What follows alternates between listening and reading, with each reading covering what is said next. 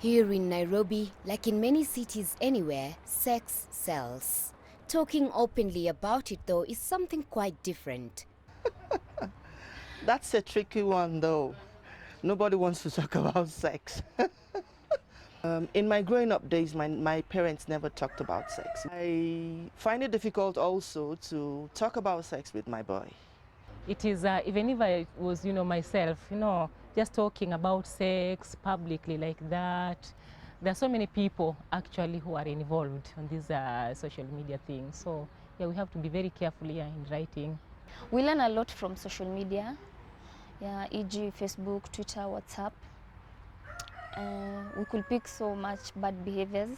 I was not taught by my mother, but was taught by my sister. I've been asked about this podcast 100,000 times, and it's like it's a sex-positive space. It's a sex-positive Those space. attitudes are hard to change, which makes this web broadcast especially daring.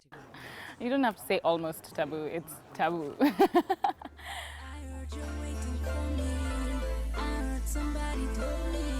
Musician Kaz Lucas is one of the voices behind the broadcasts, one that's amassed thousands of listeners. I felt like there was a lack in conversations surrounding sex and sexuality, especially here in Kenya. Conversations around sex are taboo. I mean, why would you talk about you're down there? Why would you talk about bad manners, which is how it's referred to?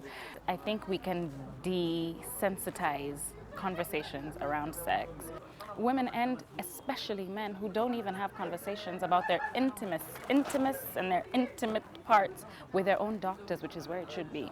And I think a lot of health problems can be reduced. With her broadcasting partner Nini Washera, Lucas has stirred up plenty of controversy.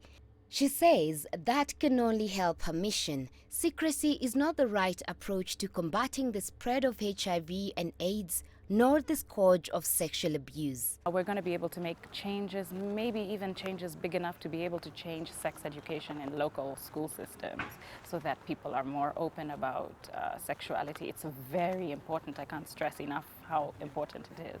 I raised a child. Lucas suffered sexual abuse as a child and says being able to talk about it would have helped her recover faster.